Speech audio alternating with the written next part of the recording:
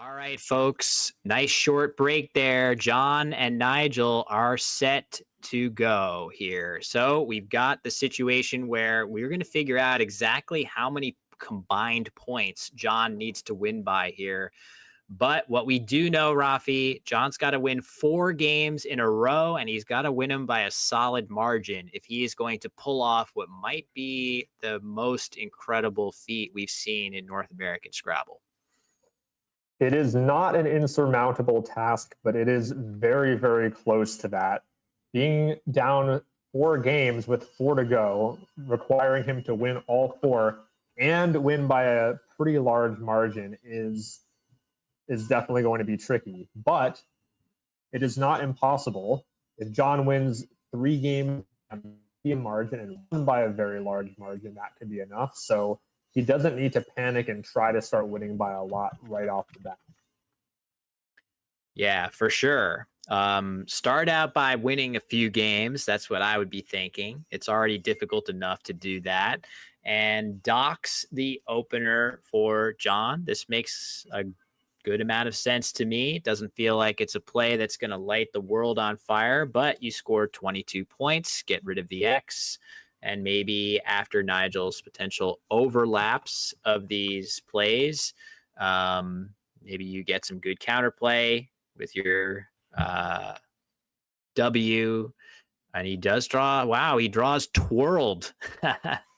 That's pretty good. The problem is, though, that 2 of the 3 tiles that John just played give Nigel bingos in response, Rafi. What are the odds of that?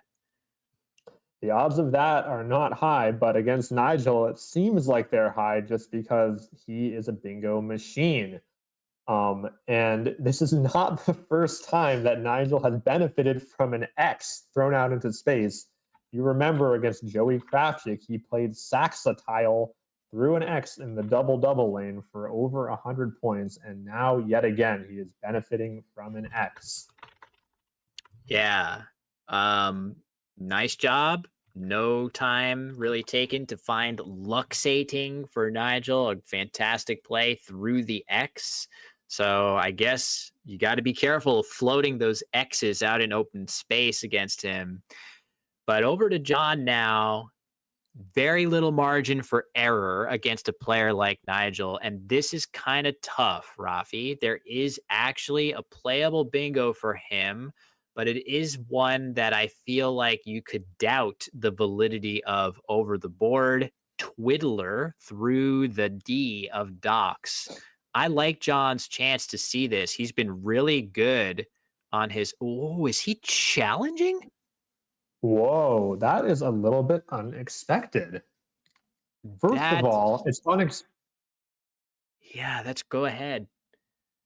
it's unexpected to challenge Nigel at all because he is known for not playing phonies. And second of all, luxate and luxated are valid words, and maybe he's confusing it with vexate, which is not a word, whereas vexation is a word, and that could be what he's skewing it with. That is quite amazing to me in this situation where just knowing who your opponent is, that feels, I mean, the word that comes to mind is that it's a bit of a throw that you're up against Nigel and that the odds of him phonying ever are so low. But I almost give John credit that if he is feeling like there's any chance that that word is not valid, he stuck to his guns, right? Like I've always talked about playing with no fear against Nigel and playing with confidence. But there, and that certainly shows that. But man, that is very surprising, to say the least. For sure, for sure.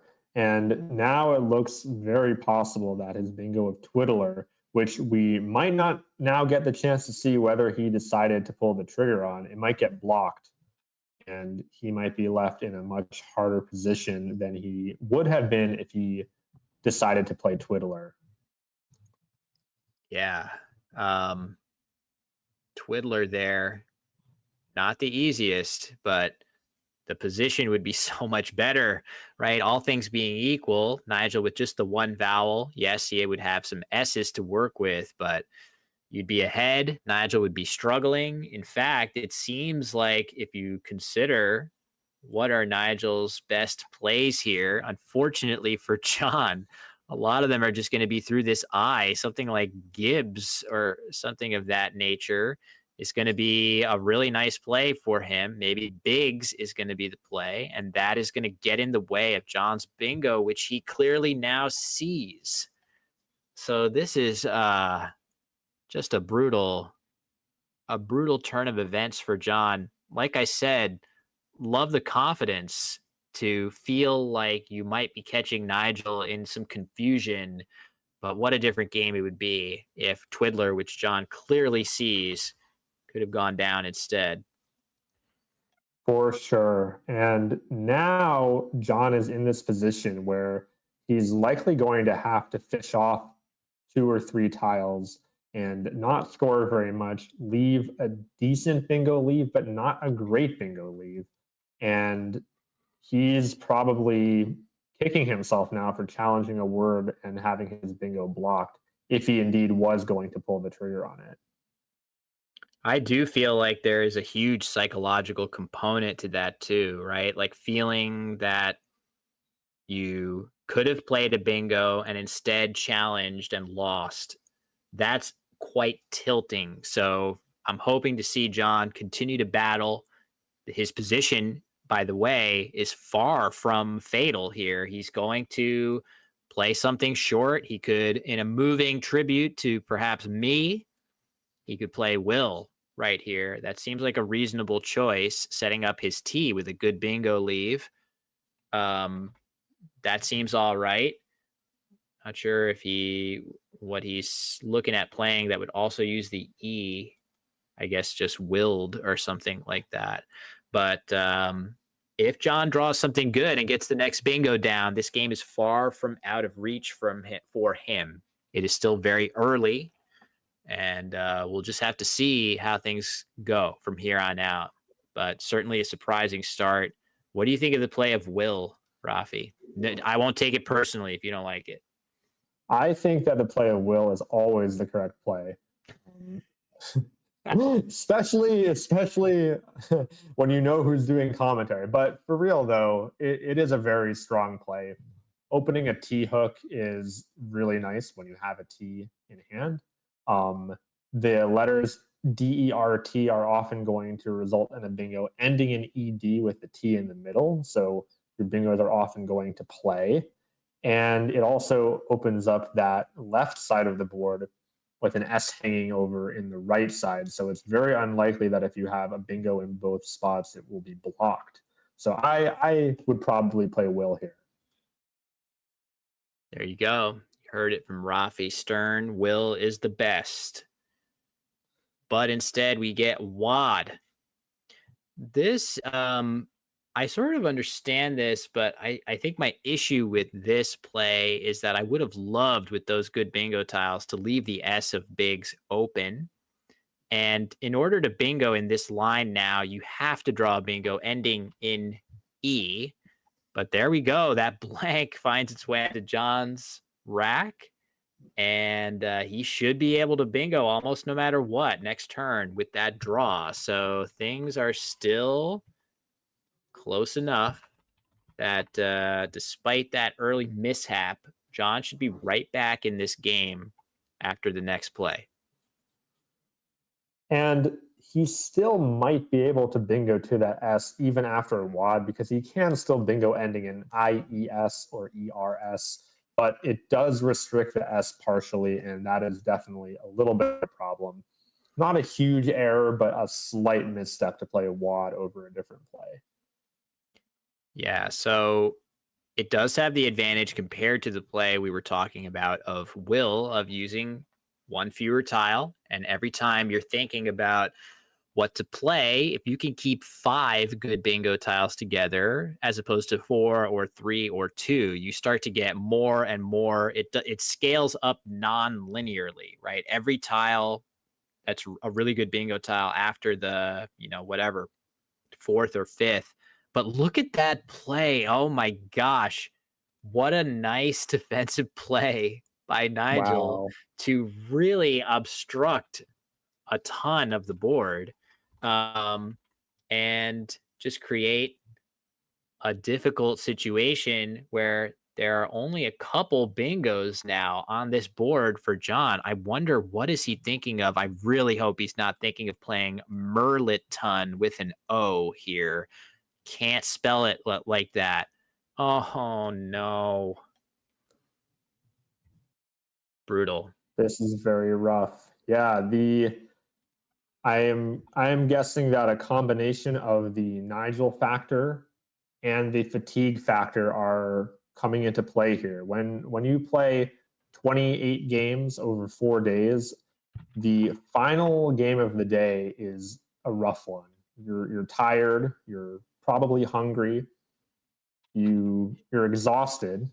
Oftentimes at these tournaments, players don't sleep very well, and having the energy that you might have had during game 1 in game 28 is near impossible.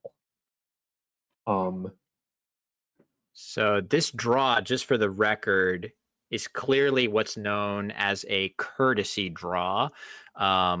Once you've been on hold for a long enough time, you can still draw your new tiles. And Nigel is indeed, yeah, you can see he's put his rack on his score sheet. And up we go for the second time this game to the challenge computer.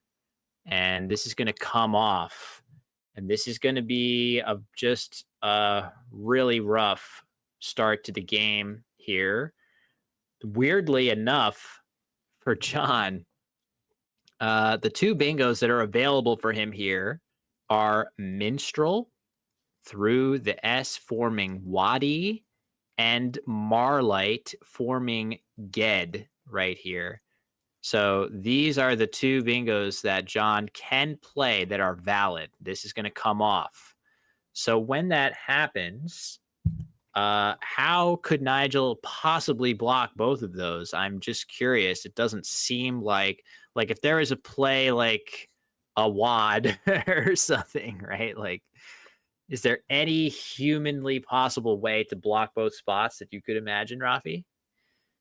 there is not, Will, and I actually think that that is why Nigel did not challenge immediately. He was looking to see if he could bingo through one of the tiles that John played out, and if he could, he would have considered actually playing the bingo and leaving it on the board because he knows that John is guaranteed to have a bingo next turn. Not necessarily that John will find it, because Nigel doesn't really care about that. But if his opponent has a guaranteed bingo, whether they will find it or not, Nigel will just play as if they do find it. And if it turned out that he had a bingo through one of the floating tiles in Merliton, I think there's a chance he would have bingoed and left it on the board. Yeah, that could be. That could very well be. Um, got that last play corrected. Something about putting in phony words doesn't seem to work on the scroll text. So we got that fixed. So yeah, I think Nigel now, what I would be doing and what is exactly what he is doing, this is kind of brilliant, Rafi. He's blocking Minstrel, forcing Marlight, knowing that this play doesn't seemingly give anything new back to John that he wasn't going to have already, and forcing him to open the triple lane and open the board massively so that he could get something. And he's going to play Mausolea through the Yeah. opening. Minstrel would have given back much less compared to Marlight. I guess there is Milters. Wait a second. He gave Milters back. Huh. Okay. Well, odd. Everything I just said now has an asterisk next to it. But at least you're blocking Minstrel, I suppose. What do you think, Rafi? Does the existence of Milters make everything I said hogwash?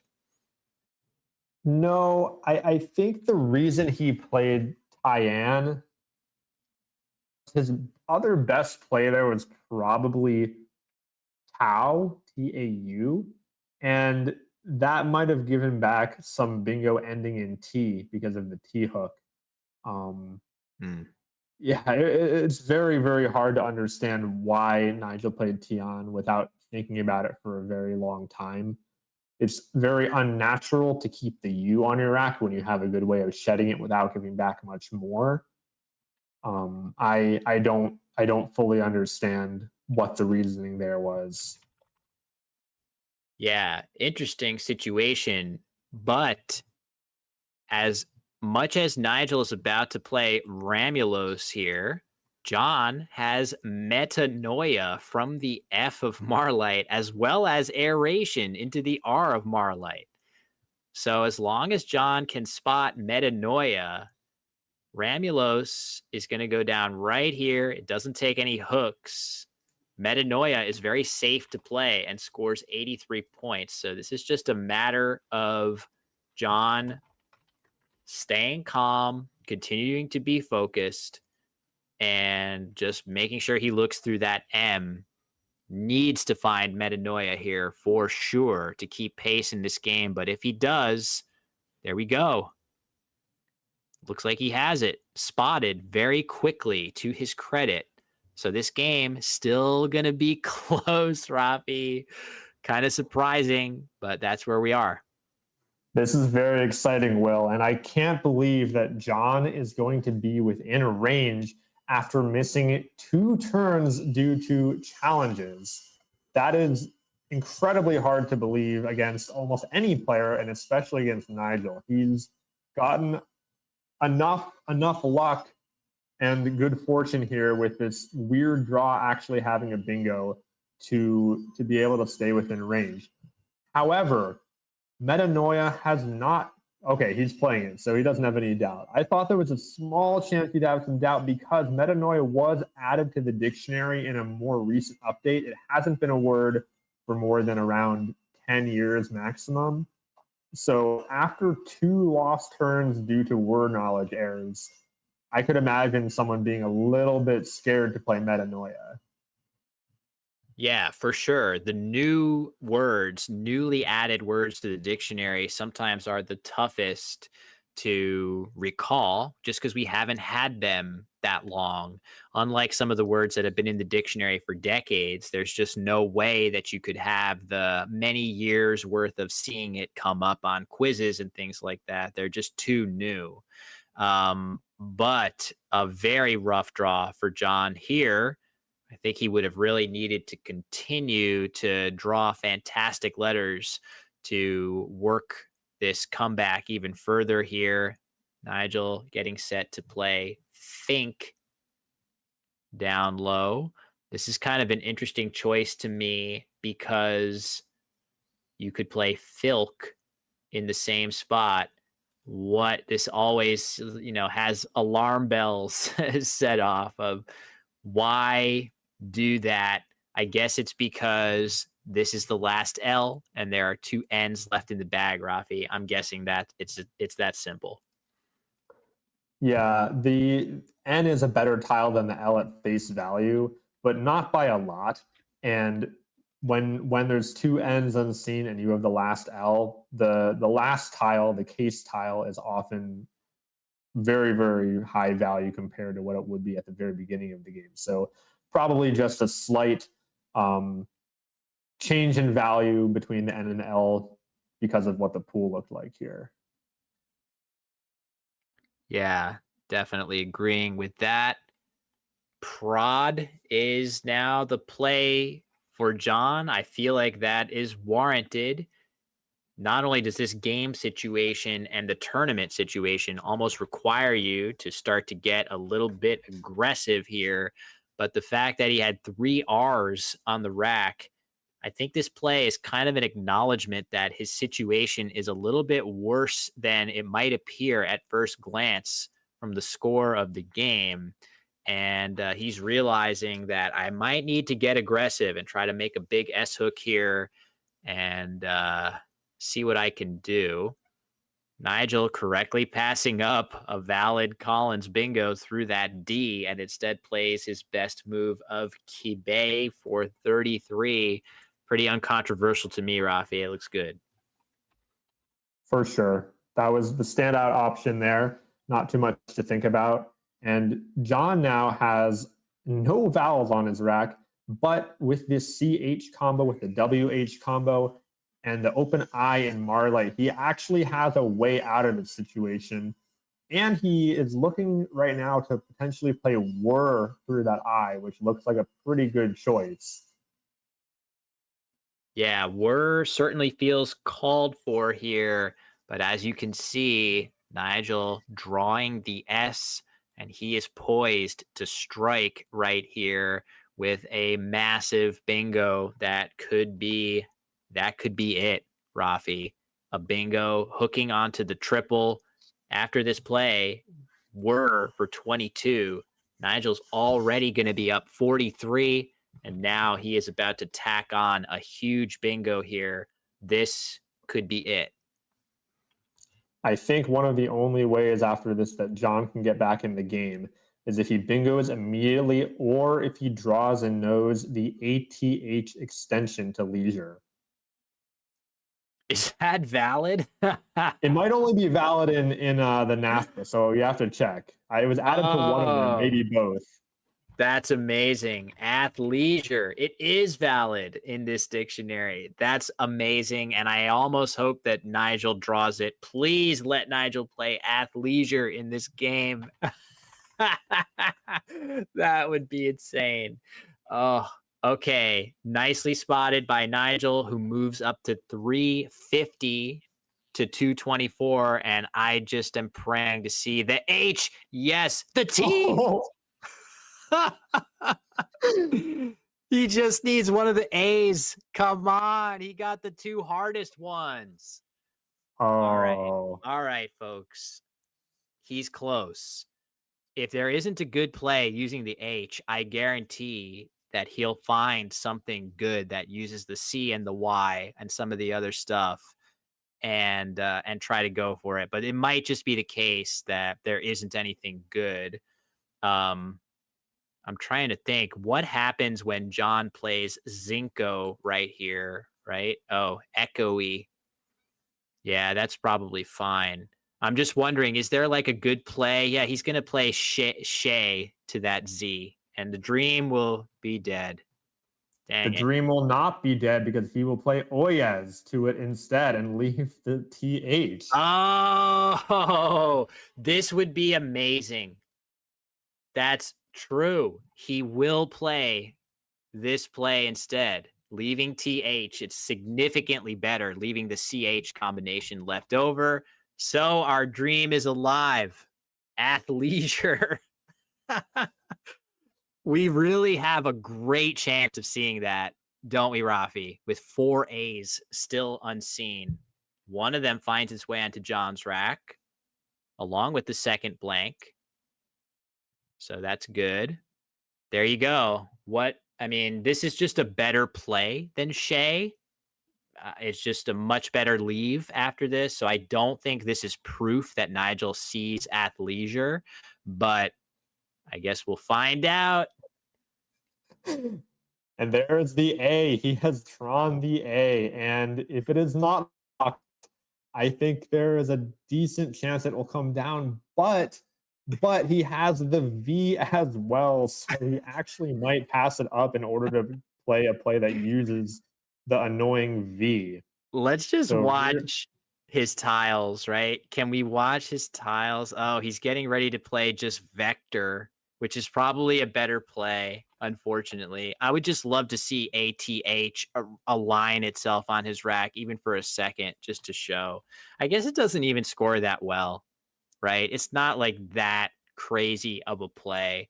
So maybe it would be cool if he had drawn something like ATHZ. That would be cool, right? Because then he could set his Z up by playing athleisure. That would be among the most epic Nigel setups ever. Not to be in this game. And in fact, though, are Jon's winning chances like that dead here? Like, I feel like if I'm Jon, I'm thinking to myself, I can use my J somewhere. I have great tiles. Maybe Nigel has the Q, which is going to be next to impossible to play productively here. I might have a shot at this. Yeah, the game is far from over from his perspective. The having the blank on his rack, having the S on his rack, he has a very good chance of bingoing soon. And there's enough tiles left in the bag that he even could maybe bingo twice. So the game is far from over, but he does need to find a way to score well with the J right now, which might end up taking away the athleisure spot if he ends up playing Jade and making EL. Hmm. Well, let's hope not for that. It does seem reasonable that he might play Jade there. But a lot of people in chat, Rafi, pointing out correctly that Vector here redraws athleisure a lot with all the T's to come. So we may end up still seeing it. That would be amazing. Yeah. So tricky situation for Jon. I do feel like whatever he plays here, it has to involve the J. He has Jade set up. I wonder if he's going to play it here or here. Seems very, very similar between the two. You get 4 more points playing it here. So if Jon plays it parallel to leisure, it would strictly be to keep some of the letters at the top of the board open. If he's going for points, he will leave it open. So we'll see. I guess the nice thing also is playing over on this side of the board obstructs your best S hook. You still do have another one in gulp. So tricky situation to really focus in on the actual game as opposed to Nigel playing a 10, which would be certainly very cool. Is there any other non-Jade option that feels viable here?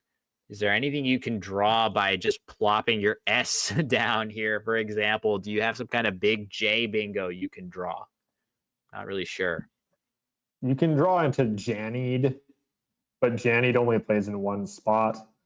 The Mm. J is typically not very good for bingoing, and so I would really want to get rid of the J here. Maybe you can play the J off for 30, and then if you don't bingo, if you don't draw a bingo, you can plop the S for another 33, only use one tile, prolonging the game and have a chance to bingo later. So I don't think he can just play the S right now, but I don't know. Maybe that's the way to go.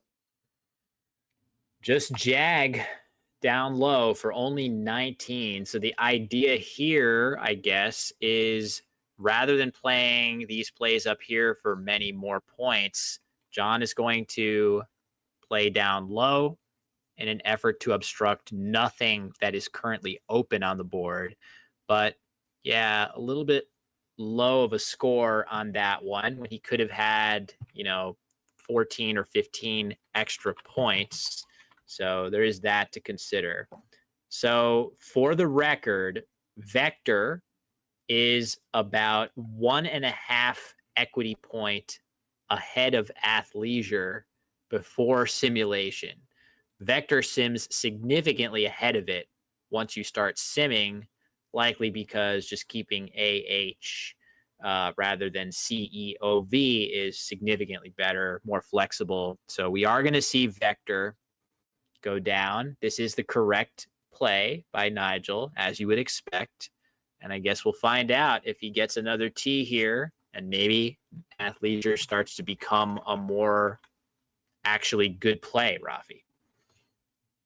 Yeah, it's given that the game is probably over, playing athleisure seems like the biggest thing that we have to root for at this point. Jon does not have a bingo. Actually, no, he does have a bingo.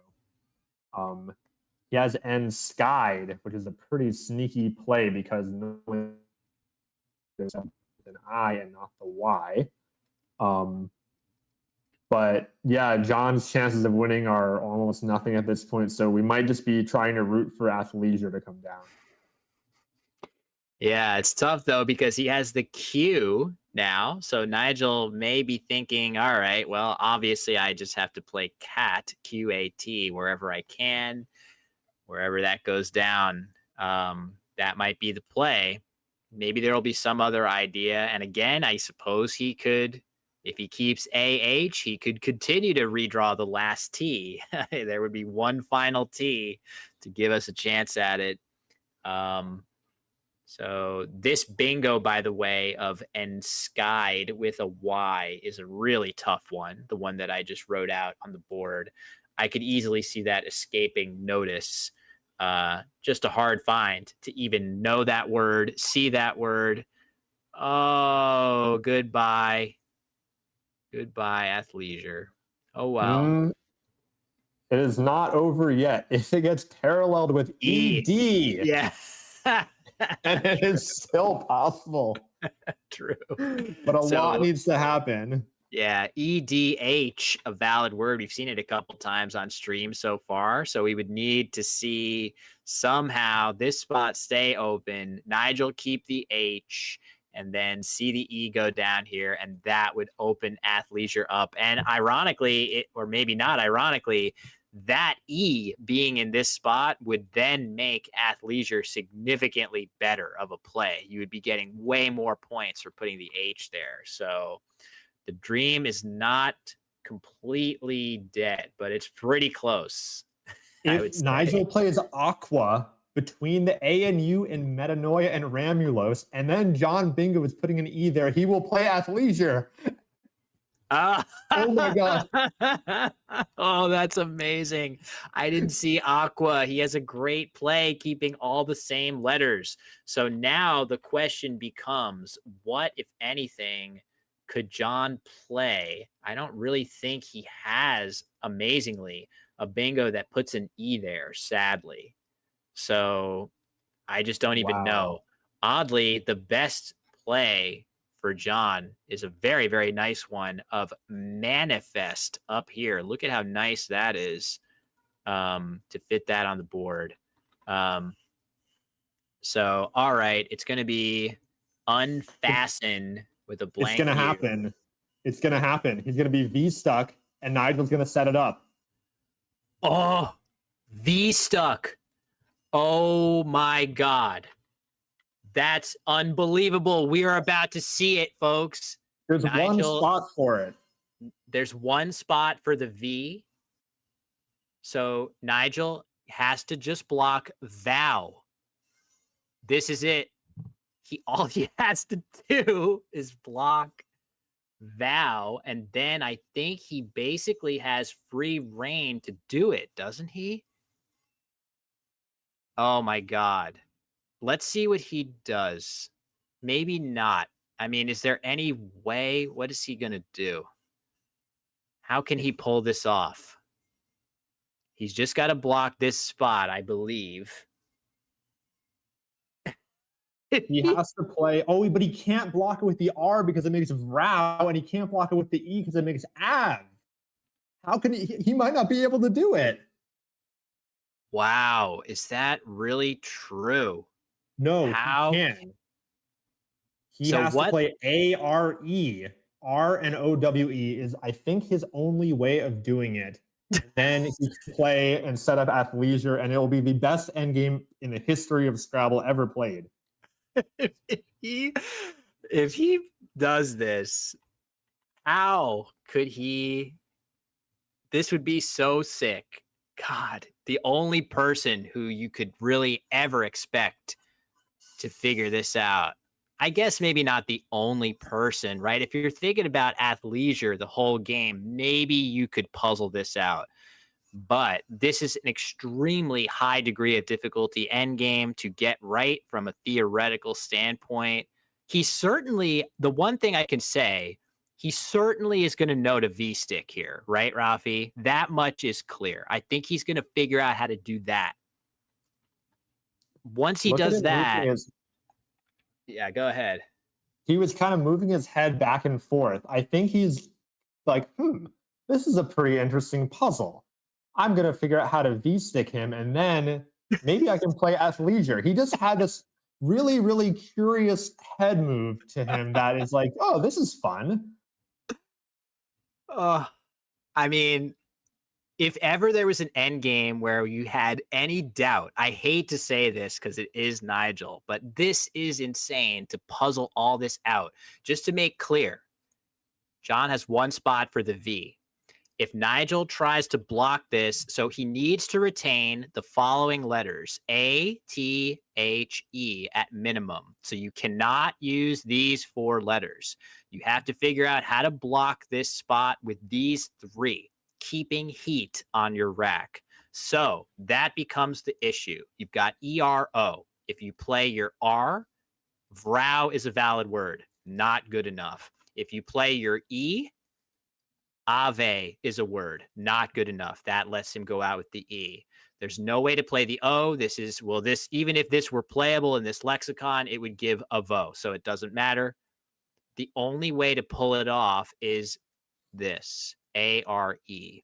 So the thing about this is there are many ways to block the V if you use these other letters, right? Definitely doable. You could play your T, that would do it. You could play your H, that would do it.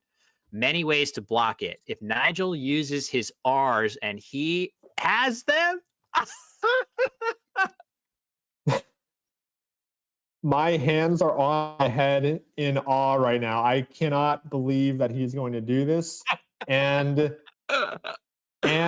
our dream is happening in the best way possible. Wow. We were hoping for this, and it happened in an even more miraculous way than we could have prayed for. Oh my God. This is Wow. so ridiculous. I really do feel for Jon here. At the same time, if I'm in his chair right now, I'm just tipping my cap. As soon as I see all of this unfold, I have no idea what's coming, probably. I'm not thinking about anything that's about to happen. but oh my God. Let me give Nigel his 9 points for ARE. And Jon is going to have to pass. He has no valid moves. He has already passed. Nigel is now thinking of what he needs to do. There we go. Oh my gosh. Oh my gosh. Amazing. Absolutely amazing. And I thought there was like a 1% chance that he wasn't going to come up with the combo. I mean, it's just this is just insane. I wonder if he's going to play Joe next and then reveal the master stroke as the final play, right? You have your choice of order here. You could just play Joe now and then reveal the master plan, which is so ridiculous. Oh my God. So crazy. Let's see if he cracks a smile. Yeah, his body language. This is just so insane. I cannot believe it. What an end game to clinch victory. He goes ahead and plays it now. And Jon just moved his head forward in this like, yeah, what like, in the are world? you kidding me? Yeah, are you kidding? He challenges. Why not? You can't play your V. You might as well. The game, but of course he has. Yeah. What an amazing end game by Nigel with the foresight to play Aqua to hold on to the AH combo, the ATH combo. Just absolutely incredible. This might be the craziest end game I've seen from him ever. And there have been a lot of them, but just the whole build up to this, the fact that this is the game that's clinching tournament victory as well, and that none of this is necessary, right? This is all, he had the game totally locked up. Everything about this is peak, just total peak Nigel. This is not just peak Nigel. This is peak human. Yeah. Back 9. Oh, I have you at 561. Were you at 400? 399. Okay. 234. No. Before that. 112. What's that? 112. 2? Before that. Oh, 70, 84. Yeah. 97. Oh, how much was gold? 15. Oh, okay. Wrote down 15. All right. 559. 4. Yes. Yep. Oh, that challenge was awful in more ways than one. I didn't even notice till afterwards. I had Twiddler that you then blocked. So just like that.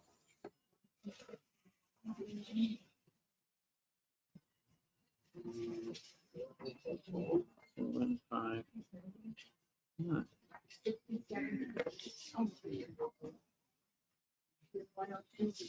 Oh, congratulations. I think that means you are good next. Yeah, definitely. Yeah. Okay. Yeah, I'm 4 games behind you. I'm the closest. So now I'm 5. Oh, you lost the last one. I did, yeah. Yes, as did you, right?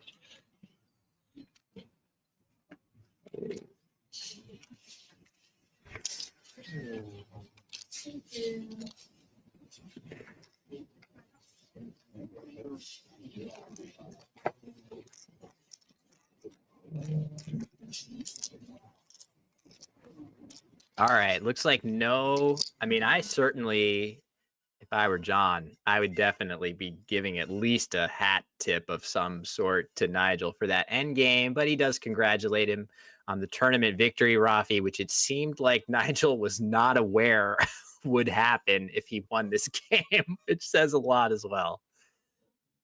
Yeah, I think he just didn't know whether Jon had won or lost the previous game. And for that matter, I don't think he cared. I think he just was going into the game trying to play his best and win. And afterward, he would see the standings and determine whether he had won the tournament or not. And now he has the opportunity to go off and have potentially some athleisure of himself. Maybe he'll go for a nice little bike ride. He is known to be an amazing biker. And yeah, athleisure, that will be the word of the tournament and potentially the word of the year. Yeah, totally stunning. One of the craziest end games you could ever hope to see. Very happy that so many people got to watch that happen live. That's the beauty of Scrabble live streaming, folks. I hope you all felt the magic of that moment that we tried to convey. Seems like you all did. Just a banger to end all Scrabble bangers. Insane game through and through. But finishing with one of the craziest end games I've ever seen in the game that clinches victory for Nigel Richards at the 2025 World Cup. That is just peak Scrabble cinema, folks. Very privileged to get to watch that with you, Rafi. Likewise, Will. What a day, what a series of games. And I'm so glad that I got to do this with you. So there you go. Nigel doing Nigel things as he is wont to do. He's going to be the winner of the WoW division at the 2025 World Cup. Couldn't be more privileged to have watched not just that game, but watch him play so much. Don't want to boil it down to just him as well. There were many, many great games from the WoW division that were a treat to watch. This does cement that Jackson Smiley's quest for an incredible 4th straight World Cup. He's not going to do that. We've known that for a little while, as Jon Shreve was the only one with any odds at all to catch Nigel. But yeah, Jackson, Ori, Joey Kravchik, Jon Shreve all gave us some great performances on the stream. I know I'm leaving a lot of people out. We are going to cut back tomorrow morning into the Collins division where things are very much knotted at the top. Currently, the leaders, Wellington Jigare and Josh Castellano, 2 players we've seen a bunch of. 3 more games tomorrow, in fact, for those curious. There are 31 rounds in this event. Nigel clinching victory before the final day's games even need to be played.